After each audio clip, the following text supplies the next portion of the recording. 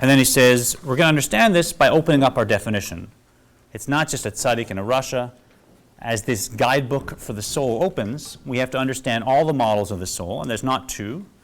And he describes 5 models. If you want to come, here is nice. Nice to have you close by. Welcome. And so we expand from 2 models. Here, let me slide over so you have a little room. We expand from 2 models to 5 models. You have your tzaddik v'tovlo, tzaddik on the surface for whom good things happen. Tzaddik v'rala, a righteous person for whom bad things happen in their lives. And then the same thing for a rasha, which let's try and avoid the word wicked or evil, because that's not accurate. English does not get what a rasha is. Perhaps still egotistical. So an ego-centered person. Maybe let's try that for today. An ego-centered person for whom good things happen, an ego-centered person for whom bad things happen. And then he described a second set, which is a complete tzaddik, which is the same as tzaddik v'tovlo, incomplete tzaddik, and then there's also complete and incomplete rasha. Right? So there's 5 models, and then there's this benoni, which is yet undefined. That's the 5th. So we've expanded. It's not just a rasha and a tzaddik. It's actually 2 types of rasha, 2 types of tzaddik, then the benoni in between, and then 2 different ways of describing them, which actually are different. And then he brings in the quote from the Zohar, which says, tov v'ralo, it's not so much just about what happens on the external of their lives, but it actually means tzaddik v'ralo is a tzaddik, a righteous person, who still has some residue of an evil inclination, but it's completely under their control. V'ralo, the egotistical aspects that he still has remaining are his or hers. They are under his or her control. Right? So this also doesn't just refer to the external characteristics, but also to tzaddikim operating on 2 different levels. This tzaddik still has a little bit of that evil inclination as a residue, but it's completely under their control, never interferes, even though it's still remaining. This one has actually transformed it. So it's completely now become a different aspect. It's a part of their righteousness. So working with these 5 definitions, and these are important models to know, as we said, if we're going to understand how to flow through consciousness more productively, we want to know what model of soul we have, where we fit in. And we'll start to get through some of those definitions today. But it will raise more questions, right? So we're beginning top of page 38. Yes, and one last piece. We looked at that the righteous are judged just by their good inclination. A rasha is judged by their evil inclination, and a benoni is judged by both. So all these important to keep in mind. Amar Rabba kigonana benoni. Amar le Abaye lo shavik mar chaye lechol bria v'chulu. You go ahead for me and you can read here. Rabba declared. Rabbi declared, I, for example, am a benoni. Said Abaya, yeah. To him, Master, you make it impossible for any creature to live. All right, and so let's read the commentary here. Abaye argued. Thus, if you are benoni, then all those on a lower level than you fall into the category of the wicked, concerning whom our sages say, the wicked, even while alive, are considered dead, by calling yourself a benoni. Mm-hmm. You thus make it impossible for anyone to live. So anyone who is from very traditional circles and learns a lot of Talmud will read this and just be aghast, right? Because here we are discussing tzaddikim and rashaim and benonim, and now he brings up Rabbah, says, for example, you want a perfect model of a benoni, you want to know what a benoni is? I'm a benoni. Now what's the problem? Rabbah was one of the great sages of the Gemara, right, around 270 to 330 in the Common Era, and he was truly considered one of the great tzaddikim of his time, probably the pillar of his generation, really the model by which every other, even tzaddik, was measured, let alone benoni, never mind rashaim. He was considered to be the greatest person alive in his time. No question that he's a complete tzaddik. So how could this benoni say, you want to know how could this tzaddik say, if you want to know what a benoni is, I'm a benoni. Right? That's your prototype. Makes no sense whatsoever, and now we're even more confused about what a benoni could possibly mean. And we see right away, his disciple Abaye said to him, you make it impossible for any of us to live. Right? If you're a benoni, and the standard is you're clearly a complete tzaddik who has no evil inclination, who doesn't need a filter on their consciousness because everything that occurs to you is just productive, helpful, you're other-centered, down to your core. We must all be just rashayim. What chance do we have? What right? chance do we have? Exactly. Yeah. And the Torah says a person that is a rasha, in some sense, is not alive. Right? When I flow productively, when I help people around me, when I love my family, when I contribute to my community, there's an inner vitality that we understand, and that's missing when I'm a rasha. When I'm ego-centered, there's something that is not alive that wants to be alive. So in that sense, it's saying if you're a benoni, then none of us are even alive, right? Let alone a benoni or a tzaddik, which they're trying to be. So very confusing. V'lavin kol ze ba'er hetev. To understand all the aforesaid early, an explanation is called for. In addition to the question which will soon follow, that according to the common conception of a benoni, as a person having half mitzvot and half transgression, how could a great sage like Rabbi mistake himself for a benoni? A further question is implied. If a benoni is simply one having half mitzvot and half transgression, then his status is readily identifiable, and there is no possible room for debate. Right, so again, he says, to understand this, an explanation is called for. And now we're going to look at, in the future, we're going to look at the question of a benoni also refers to someone who is half and half, right? We've all heard about either on Rosh Hashanah or, God forbid, at the end of a person's life, that you come before some kind of a judge, and there's some kind of a scale, and so to speak, your righteous and counterproductive deeds are put on the scale. And if it's more righteous, okay, you pass your judgment, you're righteous, you're a tzaddik. If it's more counterproductive, now you failed your judgment, you're a rasha. And if it's like, that's a benoni, right? Half and half. So we've heard it commonly used to say you sort of, it wasn't one side or the other, you were exactly even. And one more mitzvah and you would have been a tzaddik, one more counterproductive act, you would have been a rasha, but you're just hanging in the balance right here. So we're going to look at that definition, which is written about, used, and see how that fits in. V'gam l'havin ma she'amar Yov, Bava Batra, Perik Aleph, Ribono Shalom, Barata Tzadikim, Barata Rashayim Chulu. And also to understand the statement of Job, Bava Batra, chapter 1. Baba Batra, chapter 1, the Lord of the universe, you have created righteous men, you have created wicked men, and for he Go ahead. and for he does not decree which persons are to be righteous and wicked. Right. V'ha tzadik v'rasha la kamar. So now he brings up another puzzle, which is what Job says, you've created righteous men, you've created wicked men. So if we're here talking about a rasha and a tzaddik, what about what Job said, that that's how we're created? And if that's the case, why am I bothering trying? Right? Like you said, I don't have a chance. If I'm created rasha, no matter what I do, I'm going to make a mistake. I'm going to fail. So why should I be punished? Why should I try and self-improve? It's not a very fair system. Right? The Gemara relates that God decrees that a child about to be born will be wise or foolish, strong or weak, and so on. However, whether the child will be righteous or wicked, God does not say that this is not predetermined. Rather, it is left to the individual's free choice. How then are we to understand Job's plaint?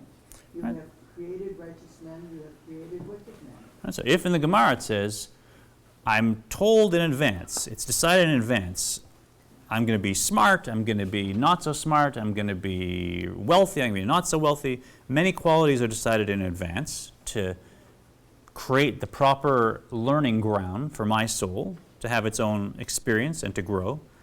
But what isn't decided is my free choice in terms of being a rasha or a tzaddik. That's up to me. So if that's the case, how can Job say, you've created righteous men, you've created wicked men? What does that mean? So another question about the definition of rasha and tzaddik to hold on the table. V'gam lavin mahut madregat ha-benoni. We must also understand the essential nature of the rank of the benoni.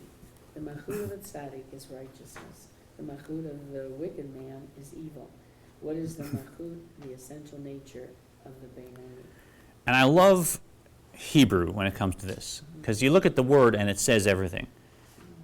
Nature it could describe a lot of things. Mahut comes from mahu. What is it? The mahut, the what is itness. Right? So when we talk about mahut, you're talking about really at the core what someone's nature is, their primary definition, their what are they-ness, the mahut. It's a beautiful word that comes up in these texts. So we're trying to find out what is the nature of the benoni. And we're not going to be able to define it this chapter, but we are going to learn more about it by defining what a rasha is. Because we do know that a benoni is neither a tzaddik nor a rasha. So to try and understand what this benoni is, first we're going to define a rasha. And as I said, once we get through defining a rasha, it'll seem like it's impossible to be a benoni. That we need another factor to come in before we understand what a benoni really can be. So first, let's go into the question of the half sins, half mitzvahs. שבוודאי אינו מחצה זכויות ומחצה עוונות שאם כן איך טעה רבה בעצמו לומר שהוא בינוני. He is certainly not one whose deeds are half virtuous and half sinful. For if this were so, how could Rabbi err in classifying himself as a benoni? So this common usage of benoni to say you're half and half. Now the Alter Rebbe says, take that one off the table. That's impossible. Because here, Rabbi, this is a tzaddik of his generation who measured his words carefully, aware that centuries, even thousands of years later, people like us would be learning from his words and modeling from his words. And here he says to his students, if you want to know what a benoni is, I'm a benoni. Right? So impossible that a benoni is half sins and half virtues. This is a person, we'll see from his description, that can't apply to. ונודע דלה פסיק פומה מגרסה עד שאפילו מלאך המוות לא היה יכול לשלוט בו. When it is known that his mouth never ceased studying the Torah, so much so that even the angel of death had no dominion over him. And such was Rabbi's diligence that he did not neglect his studies for even one moment. Qualitatively, too, his learning was on so high a plane, the angel of death was unable to overpower him. So here you have a sage who never stopped studying to the point where the angel of death couldn't take his soul. Right? The angel of death came. There was the time. That's when this sage was supposed to depart this world. But studying Torah on such a powerful level that it was beyond the power of the angel of death to take his soul. That was the level at which he was studying Torah. Right? And that never ceased. It was continuous through his whole life. So there wasn't even a moment, oh, he's getting a glass of water, now's the time. No, it's just always, always, always. Right? This is the epitome of the mystical aspects, how we describe a tzaddik. How then could he err in considering that half his deeds were sinful, God forbid? So we can't make that mistake. Rabbi was a great scholar, a sage, and a complete tzaddik. ועוד שהרי בשעה שעושה עוונות נקרא רשע גמור. Furthermore, when can a person be a benoni, or at the time one sins until he repents and he is deemed completely wicked? So if you're looking at spiritual definitions, not in terms of judgment on a Rosh Hashanah, not in terms of judgment at the end of one's life, but if you're looking at my internal spiritual camera, my internal spiritual state, if I've done a sin, if I lost my temper and yelled at somebody, guess what? Now I'm a rasha. Right? Did I do it 100 times this year? Maybe. Does it matter? No. Doesn't change the definition. It matters, doesn't change the definition. Did I lose my temper a little or a lot? Doesn't matter. If I lost my temper, that's a mitzvah for a Jew, and now I'm a rasha. That's all that I need. I told a little lie. Do I lie often? Was it a big lie? Doesn't matter. You tell a little lie, now you're a rasha. And until you go and apologize for it and do what we call tshuva, which, by the way, there's another section of the Tanya that's all about how to flow with tshuva, how tshuva works, and the levels of tshuva. It's an amazing book. Perhaps sometime in the future we can look at that. But until I do tshuva, my definition is a rasha, no question. So at what point there am I a benoni? V'im achar kach asa tshuva nikrat tzadik gamor. And if he was sinful and then repented, thus ceasing to be wicked, he is deemed completely righteous.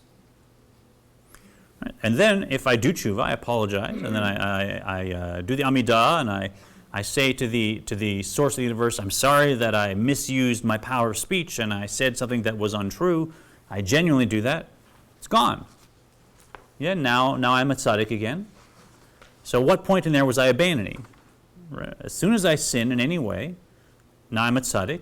Might not be the worst tzaddik. There's lots of very charming, helpful rasha, lots of very charming, helpful rashaim. But if I sinned, I'm a rasha. When I do tshuva, I'm a tzaddik. So it's a back and forth thing, right? And so, what point? Where does benoni fit in, if that's the truth? If it's either or, yeah. So I learned a little bit in the last year that when you do tshuva, it actually raises your soul to a higher level. Very good. Before. Yeah, that's true. And if we're talking about tshuva, you'll see that the whole point of tshuva is that we return to a higher place, kind of like when you make up after a fight with your spouse. You somehow get closer, right? Especially. But you can't go fight on purpose to do tshuva. No. But when you do it, then you're at a little higher level. Yeah, but that's a nice tangent. But in terms of this, we're wondering, what is a benoni? What is a benoni? So Cantor, is this thing fluid all the time? Sometimes you're a benoni, sometimes you're a I mean, I'm getting, Well, I mean, How to be fluid honest, is it? when you see the definition, you'll see the majority of people are never a tzaddik. right. A normal human person is a rasha of some kind. But in theory, if I have no sins and then I sin, I become a rasha. And then in theory, if I do proper tshuva, I become a tzaddik. And in theory, we're trying to wonder, even theoretically, what a benoni is. But if I slip from being I mean, how fluid is this? If you're a tzaddik, you're a tzaddik. No, right? If you screw up, then you're a benoni, back to a benoni. Yeah, So it's fluid. it is fluid. This definition right now is fluid, but there's a lot of definitions, so don't get too stuck on just one. Yeah, so this is to try and show us it's difficult to discover what a benoni is. That's why we're looking at this definition. ואפילו העובר על איסור קל של דברי סופרים מקרי רשע, כיתה בפרק בדבמות ובפרק כמה דנידה. Even he who violates a minor prohibition of prayer is termed wicked as stated in יבמות? Yevamot chapter 2 and Nida chapter 1. Right, so even somebody that it's a minor thing, right? Did I steal $1,000? No. Did I take somebody's bubble gum that was sitting on their desk? I took one piece. What? They're not going to miss it. They don't even know it's gone, right? Some minor. Well, that's not a minor prohibition, but even a minor prohibition, even a subtle thing, is called in the Gemara wicked. ואפילו מי שיש בידו למחות ולא מיכה נקרא רשע בפרק ו' דשבועות. Moreover, even he who himself does not sin, but has the opportunity to forewarn another against sinning, and fails to do so, is termed wicked. So I think someone raised this last week. Here you have perhaps a colleague of mine who I learn with, who I'm close to. I see they're doing something counterproductive, and I could sit them down and say, hey, look, this activity you're doing, it's problematic, you want to work on it, and I shy away from it, I don't do it. So it's not me sinning, right? I can still be a tzaddik, right? However, it says in Shavuot, if I don't do that with a colleague who's on my level, who I really should share with my sense of how they can improve, now I am also a rasha. So hold on, if this rasha suddenly got elevated, first of all, a rasha is someone who apparently never has sinned because, Right. A rasha is someone who has done any sin, rather, right? Any sin of any kind that they have done tshuva for. So even one sin, now that qualifies me as a rasha. And we're including in that even a minor sin. And we're including that even a sin of somebody around me, a colleague, who I didn't forewarn. So now I could be a rasha who myself has never sinned, not even a minor sin, and yet I have a colleague and I felt bad, I didn't want to make them feel guilty, and I didn't talk to them about something, and now I'm still a rasha. This is a very, very high-functioning person spiritually. Including those mitzvah that you should be doing and not doing? We haven't gone to that yet, but here we are. See? Next line, v'chol sheken v'kal v'chomer b'mvatel ezo mitzvah raseh she'efshar lo lekayima. All the more so he who neglects any positive law which he is able to fulfill. I'm sorry. Right, so the very next line, so you already have the instincts of a Sefer Shel Benoni. So not only have I not sinned at all, or done tshuva for every sin, even minor sins, and anytime I saw someone, a colleague, where it was appropriate for me to say, you can improve this, I've done that, but now there's a positive sin that was there for me to do, and I missed it. Right? Now I'm still a rasha. And can you imagine how much work it takes to get to this level, and I'm still a rasha? Right? What's an example? Kmo kol she'efshar lo la'asok b'torah ve'eino osek. For instance, whoever is able to study Torah and does not do so. Whoa. Okay, this is a rasha. I mean, look at this guy or this woman, right? They haven't done a sin of any kind. They've loved others like they love themselves. They don't gossip. They give tzedakah. They're always conscientious of everything they do. But they had an opportunity to study Torah and neglected to do it, right? So Does this count? this absolutely counts, right? Right? But say this morning I woke up and I said, you know what? I'm tired. I feel like I'll stay home and I'll give myself a little rest, right? Instead of coming here, I'm just going to take it easy. That makes me a rasha, really? When everything else is in place, I've refined myself. That's still a rasha, right? So I'm asking myself now, what is a benoni if this is a rasha? Because I'd like to be this rasha, right? And he gets sharp here. Shelav darshu rabotenu zichronam livracha ki davar Hashem bazeh v'gomer hikaret tikaret v'gomer. To whom our sages have applied the verse, because he has despised the word of the Lord, that soul shall be utterly cut off. Whoa! Yeah. That's harsh, I think. But it seems that a lot of redemptive opportunities as we go through each one of these, and sometimes there isn't. If you don't read the Torah like I don't. So you're saying it's not a redemptive opportunity, as in you can't fix it? You can't fix it. That's true. There's a difference between a negative commandment and a positive commandment, and you see that in his piece on tshuva, that in fact, and this is just a tangent, so we'll just go quick, that a negative commandment has an effect on my soul, but I can repair it, and then it's gone. Neglecting a positive commandment has less of an effect on my soul, but you can't really make up for it, right? You missed it, you missed it. If I didn't keep Shabbat the way I want to keep it, then I can't go back and keep it again. It's very difficult to deal with that, right? So the difference is, if you neglect a positive commandment, there's a light that was yours to bring into the world that you didn't bring in. And so that light is always going to be up, as it were, still in the spiritual aspects of the cosmos and not here. Whereas a negative commandment, you've affected yourself, but you can repair it. Yeah? But in this case, look what he says. A person who neglected to study Torah for half an hour, but got everything else right, that's it. They're cut off. They're despised. They despise the word of the Lord and they're cut off. 9:15 Saturday morning. Thank you. There you go. Right, so this is obviously not for us to look at ourselves and say, oh, I do all this. This is to understand that a rasha is not a diabolical, wicked person. A rasha is, in fact, a normal person. It's most of the range of humanity, right? Likely everyone in this room, certainly myself.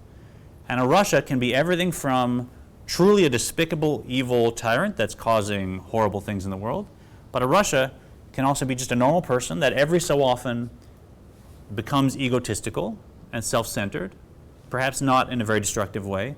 And a rasha can even be someone who's functioning at a very high level, who never sins in any major way, who only in some subtle way ever has any deviations or variations from what is considered perfect quote-unquote behavior.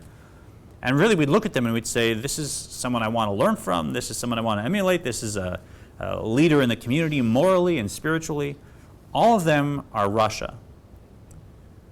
So again, like we said last class, we want to be careful about the word rasha and perhaps keep it in Hebrew or use the English egotistical, because wicked does not really encompass this range we're talking about.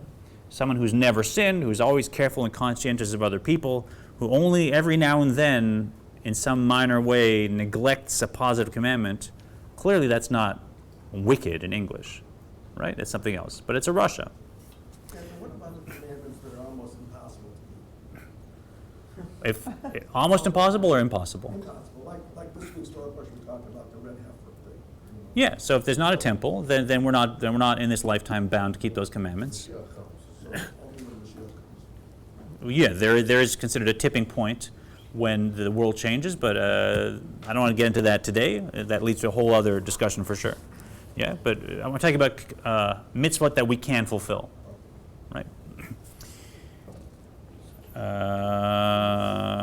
Ufshita demikre rasha tfe meover isur d'Rabbanan. It's thus plain.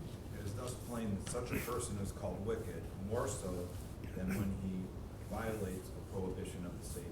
Think about the person who neglected some Torah study.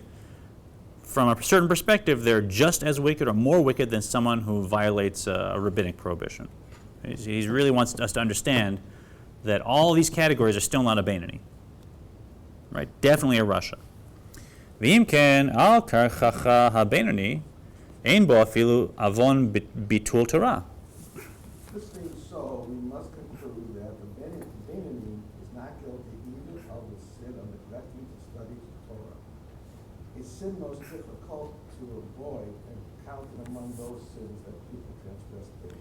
Right, so there's some sins that just, it's part of life. You're living, this is going to be part of your life. Unless you're one of these exceptional individuals, very, very, very rare individuals, who is not going to neglect the sin of studying Torah? Give me a break. Right? Anyone you know? Anyone you've met? Right? So everyone does that. It's perfectly normal to be a rasha. These are normal human dynamics. And a rasha is basically, from our perspective, a pretty ordinary person. Even a very wonderful, high-functioning, helpful person. Mishum hachet Rabbi be'atzmo lomar shehu benoni. This is why Rabbi mistook himself for a benoni. Such a benoni Since? is innocent, even of neglecting Torah study.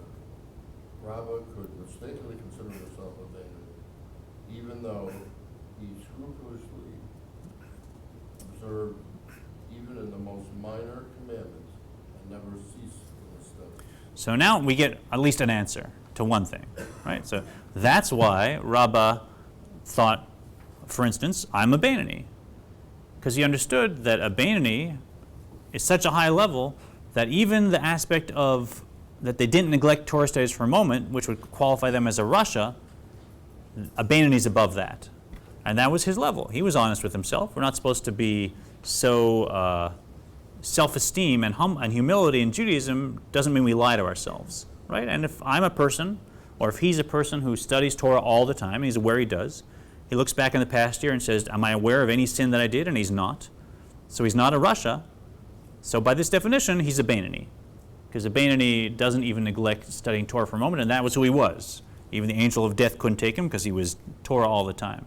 Always trying to connect with our source. Yes? Can you rewind and explain what angel of death means? That's just, I don't want to get right now into what angels are, but the phenomenon when it's my time to die that actually causes that to flow down into here and now and causes me to die. Right? So every phenomenon in time and space in this world we're in, which is the lowest world spiritually, it comes from above, and that impulse that comes down to this world to cause something to happen is called an angel. So if it's a death that's happening, there's an angel of death that comes down and causes that. Sorry to be brief on that one. Can I ask you a question? Yes. So, not to be funny, but is it kind of their sin for being short-sighted? You know, if someone thinks that they're always great and they really don't look beyond, isn't that kind of? Can't hear the question. I think is being short-sighted a sin? I think it depends short-sighted about what. Yeah, I think that's context. But Okay, if some people think they're always great and they don't really have a wider perspective, and that seems to be a failing. yeah, I'd call that a character flaw, perhaps. That certainly can lead to sin, so it's a problem. Yeah. Now this note we'll skip. It's another piece from the Zohar where Rav Hamnuna was spoken to Elijah and asked him a question that would lead us to think maybe a benoni is one whose sins are few. Sorry, a righteous man who suffers is one whose sins are few. But the Alter Rebbe answers, no, that was a question to Elijah. Elijah said, no, that is not the definition. Right? A righteous man who suffers is not one whose sins are few. A righteous man who suffers is one whose sins are none. Right? And so we'll skip that note. And here I heard a few. Nice. This wasn't even one of the crazy notes, right? We'll get to some few notes. And so at 23rd of Kislev, V'ha damrinan be'alma demechetza al mechetza mikrei benoni ve'rov zchuyot mikrei tzadik. Top page 42 or no? Top 42, as for the well-known.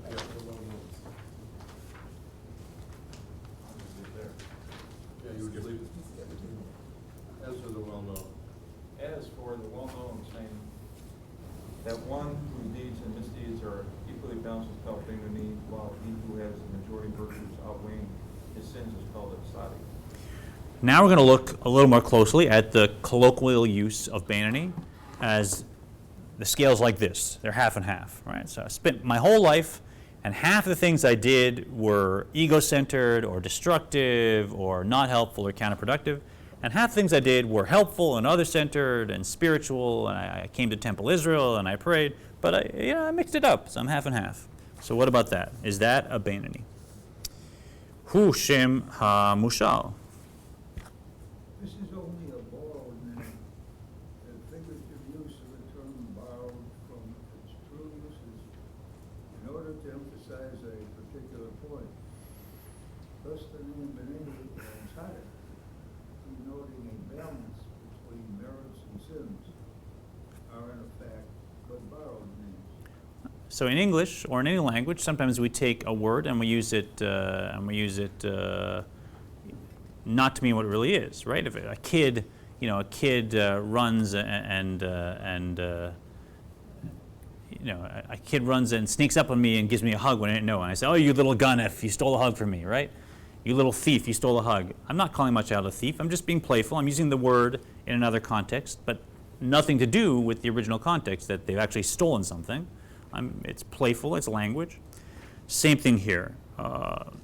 When we say a benoni is one who's half sins and half mitzvahs, we're just borrowing the term, but that's not the technical use of the term as this book will illustrate. And when it's half and half, linyan sachar ve'onesh. Used in regard to reward and punishment. Lefi shenidon achar rubo. Because one is judged according to the majority of his deeds. Umikre tzadik bedino me'achar shezoche badin. And he is termed righteous in reference to his verdict, since he is acquitted at his trial. Right, so of course it's all abstract, but when we have this image of being in heaven and looking at our whole life and all our deeds put on a scale, obviously this is spiritual, so there's nothing physical about it. It's just an image for us to try and get at what it means to be in heaven and be looking at our lives and the impact of everything we've done. And in that sense, when we're being judged, yes, if it's half and half, that's called a benoni. But that's only from the perspective of the court hearings in heaven, right? If you're looking at the interview of a soul and my spiritual status, my mahut, my who I really am, if half of my deeds are sins, then I'm a rasha, right? It's only if I have no sins that I'm a tzaddik. And then there's this benoni, which we don't know what it is, because even the most minor sins makes me, from my internal camera, from my soul's perspective, makes me a rasha. But this definition anticipates some evil. How so? That's what it says. Performs more goods than evil. They're anticipating some evil. So I'm trying to see where you're reading here.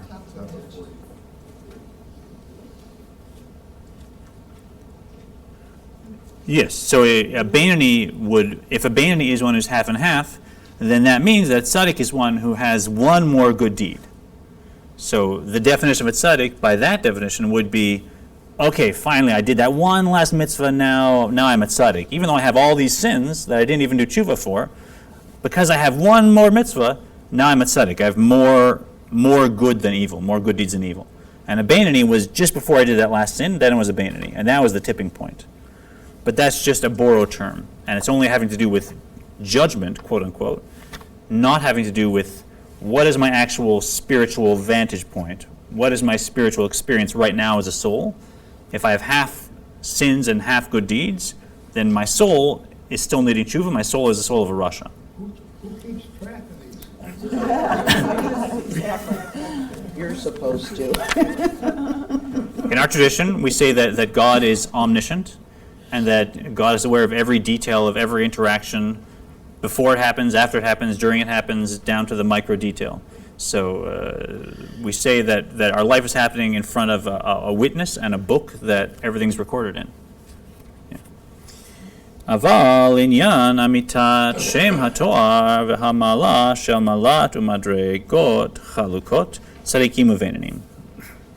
However, we seek to truly define the distinct qualities and ranks of tzadikim and benonim. Yeah. So now that we defined a rasha, a tzaddik we see is a 1 in 10 million person, a completely extraordinary person, not anywhere in the range of ordinary, even wonderful, helpful, very, very high-functioning, spiritual, normal people. This is a superhuman almost. So now I know what a rasha is, now I know what a tzaddik is, but where does benoni fit in?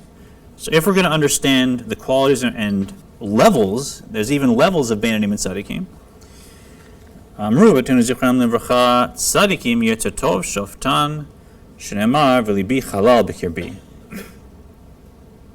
Our sages have remarked that the righteous are judged, for example, motivated and amused solely by their good nature, as it is written, and my heart is a void within me. I know you're going to jump on me here, but we're talking about King David.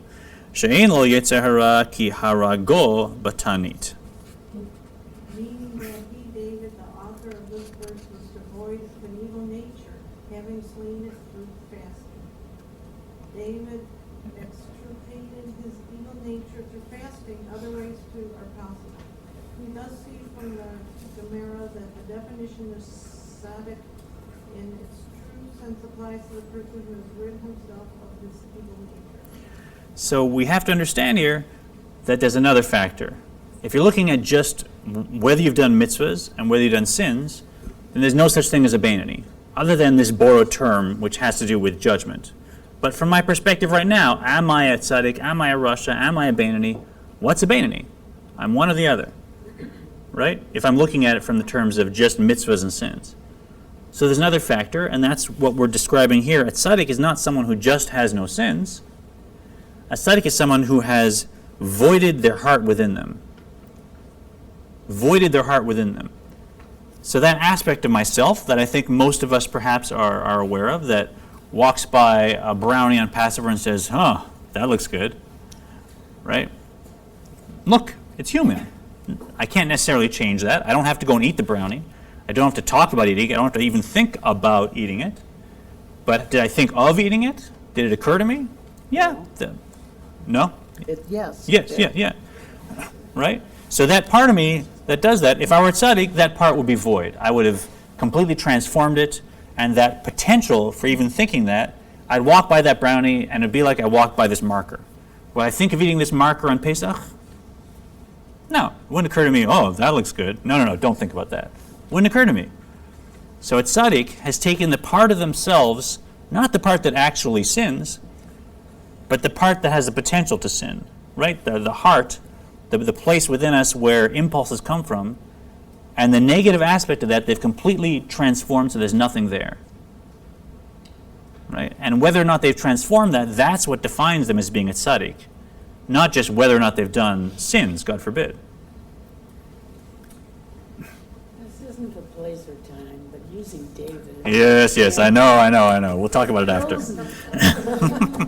It's real Baal Tshuva. אבל כל מי שלא הגיע למדרגה זו, אף שזכויותיו מרובים על הבונותיו, אינו במעלת ומדרגת צדיק כלל. Whoever does not attain this degree of ridding himself of his evil nature, even though his virtues outnumber his sins, is not at all at the level of and rank of tzaddik. In fact, not only has he not reached the rank of tzaddik, he has not yet attained even the level of benoni, as he has been demonstrated above. Right? So even if I've done no sins, if I haven't rid myself of that evil nature, the egotistical nature, if I have the potential to do a sin, now even if I'm not sinning, I haven't reached the level of a tzaddik, because a tzaddik has voided themselves of that possibility of having a counterproductive impulse to begin with. And so if I haven't done that, not only am I not a tzaddik, but most likely, as we described here, if I have more good deeds than counterproductive deeds, I'm not even a benoni. Right? I'm still an ordinary person, like most people, working on myself, but I'm a rasha. ולכן אמרו רבותינו זיכרונם לברכה במדרש, ראה הקדוש ברוך הוא בצדיקים שהם מועטים, עמד ושתלן בכל דור ודור וכו'. This is why our sages have expounded. The Almighty saw that the righteous were few. So he arose and planted and spread them in every generation. When they talk about fasting, do they mean just for like a day? Or does it have to go into 3 or 4? In our time, we don't really recommend, and the leaders of these spiritual philosophies don't recommend fasting for a long time, but in those times they would do fast many days, in fact, for minor sins. But not recommended now. But this is now to show us how rare a tzaddik is. God looked at how many tzaddikim were, because God's perspective is above time and space. So for us, we don't know who's going to be born, but if this is time and space, God is looking down from here, saying, okay, it's all time and space. Whoa, it's not a lot of tzaddikim. That's a very rare phenomenon. Let's make sure every generation gets a few, a little bit here, a little bit here, a little bit here. Right? So it's such a rare being that God had to carefully spread it out so that every generation would have some tzaddikim there as models, etc. וכמו שכתוב, וצדיק יסוד עולם. Go ahead. For as it is written, the tzaddik is the foundation of the world. Thus, in each generation there must be a tzaddik who serves as the foundation of the world. This paucity of tzaddikim, the righteous were few, can be explained only if a tzaddik is he who has totally rid himself of his evil nature. Were the term tzaddik to mean one whose good deeds outweigh the evil, why then do our sages say that the righteous were few, when the overwhelming majority of Jews have more good deeds than evil? And so here he takes again from the Talmud, and this is the Alter Rebbe's style. He was putting something out quite radical, and so everything that he said, he found a very, very classical source, a Talmudic source. You could say, I'm drawing this from our wisdom. It's already there. It's not something I'm inventing.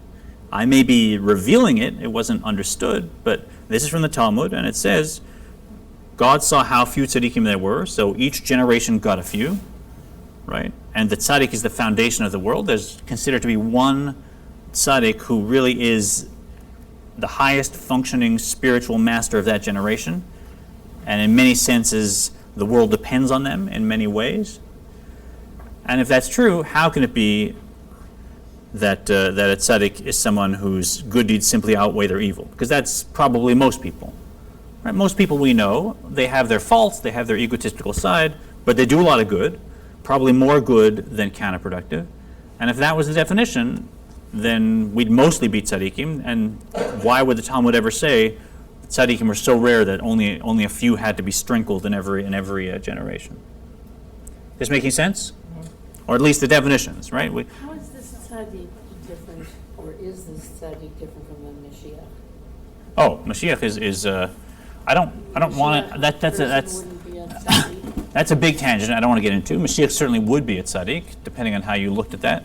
But Mashiach is one pivotal figure that ushers in a new aspect of history. So Mashiach, in Reform Judaism, we see it as an era, but certainly that era hasn't arrived yet. So there's many tzaddikim. Every tzaddik who's lived now has not been Mashiach by that definition, because we're all pretty self-centered. If I speak for myself, and from a traditional point of view, there's one figure. So obviously, there's many other tzaddikim in the world. Every other tzaddik is not Mashiach. Only that one tzaddik is. So that's a very. But he would be coming from a traditional point of view. For sure. Yeah. Other question. Yes. Oh, okay.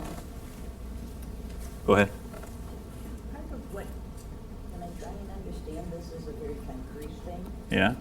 it doesn't work. But when you see it as fluid, and that becomes one moment to the next, you can be something different. I mean, I think even take it as far as saying that a tzaddik who is complete could even have a moment where he thinks different, something is bad, or he neglects Torah or something, then he could be for that moment not a tzaddik.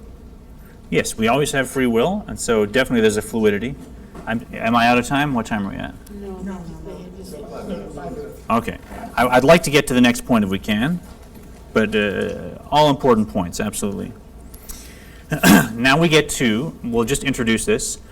This is the key factor which is going to help us understand what a benoni is, and we'll be working with this through the entire book, not just here in the informative section when I'm learning about the controls on my soul and the features on my soul and what they do, but I'm going to learn how to use them. So when do you press this button? When do you move to this level? When do you open this aspect? This is going to be a key piece, and this will unlock the puzzle of what the benoni is when we finally understand. However, the explanation of the matter is that we better understand the levels of tzaddik and benoni, as well as the various gradations within the ranks.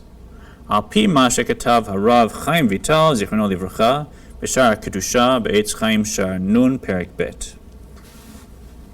Go ahead. Is to be found. Is to be found in light of what Rabbi Chaim Vital wrote in Shar HaKadusha and in Etz Chaim, Portal 50, Chapter 2. So just in brief, who Chaim Vital is, he was the student of the Arizal, who was probably the most kabbalistic figure in Jewish history. Right? If you look at Lurianic Kabbalah, the Arizal was the one who really brought everything together, and Kabbalah is so associated with him. He lived around 1534 to 1572, and Chaim Vital was his major disciple, because the Arizal didn't write much or anything down, and Chaim Vital was his student who shared his teachings with the world. So again, the author will pull from Talmud, and then suddenly launch us into the Zohar and pull a piece from that to put something together that we can use. And what did Chaim Vital write? Dichalal ish Yisrael echad tzadik v'echad rasha yesh shtei neshamot. That every Jew, whether righteous or wicked, possesses two souls. Two souls. Two souls. Only two? Oh, that's another question. But at least two. We'll start with that. Right, so I'm not, like you said, a soul is a complex being. And in fact, I'm not dealing with just one soul. I'm dealing with two souls. And that's why, if you've ever wondered, why do I have this tension inside? Why do I know one thing is good for me, but then I wind up doing the other thing? Why do I resolve to do one thing, but then I wind up back where I started? Right? Why does part of me behave in a way where I turn around and I say, who was that? Right? Who is that yelling at this perfect stranger for whatever? Right? And then I shake my head. Why is there this contradiction between us? It's because we have two souls. And these souls are diametrically opposite. One soul is there to help other people around us, to be productive. The other soul is ego-driven, is survival instinct. Neither of them, they're both necessary, yeah, but they want the opposite things, yeah. So two souls. And here's the proof, Uchritiv, Neshamot, Ani Asiti. As it is written, and Neshamot which I have made. Though the verse speaks of an individual Jew, as is indicated by the singular form of the word ruach, spirit, in the preceding phrase, when the spirit of a man which emanates from me will be humbled, the plural term, souls, is nevertheless used, indicating that every Jew possesses two souls. And so here the quote that Chaim Vital brings is from Isaiah, and he says, Nishamot which I've made, right? He's saying, Ki ruach milfanai yatof u'neshamot ani asiti. Right? When someone humbles himself before me, and the souls which I have made, and he's talking about a person, but then he says souls. So Chaim Vital says, aha, see? That's why there's this contradiction. That's why none of us understands what it is we want. And we want one thing, we do another thing, because one person has two souls. And again, when we're talking about the soul we're about to learn about, called Nefesh Behamit, the animal soul, this is not an evil soul, like in English. Right? This is a self-centered drive, a survival instinct. And we're created with that drive in order to survive, which is important. Right? So we do want it there. And if I were to ask you what human being is the absolute epitome of that self-centered survival drive, what is that? Pardon me? No, not even Russia. I mean the purest sense. Who's the purest, most naturally flowing, nefesh b'amit, survival instinct-driven human being is a what? A baby, thank you, right? A Russia may have some guilt, may have some moment of maybe I shouldn't do this, may have some hesitation. A baby, as Shays Taub likes to point out in his lectures, if a baby is hungry at 2 a.m, they will wake up everyone in the house screaming and crying to make sure they are fed, and they will do it without hesitation, without guilt. They will do it by design, and it's a good thing they do it because we need them to be fed, right? And if I was over at your house as a guest, and I woke up at 2 a.m. and I was thirsty or hungry, and I screamed until the whole house woke up and brought me food while I was lying in my bed, you'd say, what a horrible person. They have no maturity, right? Where's their other-centered drive? But for, there you go. So we work on that. But a baby is all nefesh be'amit, and it's not a bad thing. It's not an evil thing. It's selfish. It's self-centered. It's survival. And that's what that soul is about. Whereas the second soul, which you learn about in the future chapters, nefesh elokit, the divine soul, that is godly-centered and other-centered. And the two have a hard time talking to each other, because they're both absolute, right? Nefesh b'amit is about survival, and if I don't get that brownie, that's a question of life or death, right? And Nefesh elokit wants to have oneness with the Ein Sof, wants to have oneness with the All, and wants to completely lose their ego and rise up and join with that. And so any self-centered act, for them, that's actually going to kill them, according to Nefesh elokit. So Nefesh elokit thinks Nefesh b'amit wants to kill us, and Nefesh b'amit thinks elokit wants to kill us, and the two are just trying to talk to each other in us, and that's why we have this kind of conflict. And knowing that we actually have two souls and learning about their nature, as we'll continue to, is one of the keys in terms of this system of mastering the flow of consciousness, of maturing and integrating all my higher parts with my quote-unquote lower parts. Good, so we'll wrap up here. Anyone has questions, please feel free to hang out. Love to chat as long as you'd like.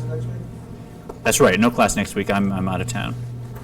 Does my good soul keep track of my good deeds and my bad soul, my evil deeds? No, I think both are aware of all of that. Doesn't quite work like that. They're more your drives, right? Your souls are the ones that drive you to do good deeds and bad deeds.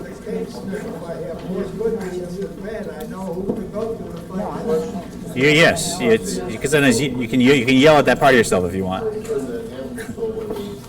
So David, Yeah. does all these evil things Yeah. for the love of God, Yeah. and so is that why the evil things get negated? I don't get now. Yeah, Using yeah. David as an example is such a tough one. Yeah. So of all the tzaddikim, David is seen as the model for a Baal Tshuva. So I think David is even different than the others in that clearly he did some things, and then on his level he did tshuva and got to an even higher level where he's this complete tzaddik and Baal tshuva. I don't see that he did tshuva in any of his stories about him. Yeah. And he doesn't do tshuva, it's not. But in general, when we look at Because doing tshuva means you don't do it again. Yeah, He does it again and again and again. But in general, when we look at the figures in the Torah, although these are described as being sins, you have to understand they're functioning at such a high level that, tradition says what a sin is for them, we wrote the Torah out of. Right? So there's something different. In some midrash they say, thanks Jason, in some midrash they say you can't even read it literally, that it's all just code language around things. But in general, we have to keep in mind, there's a midrash that says that every Jew at the crossing of the sea had the level of prophecy of Yechezkel, right? That even the most common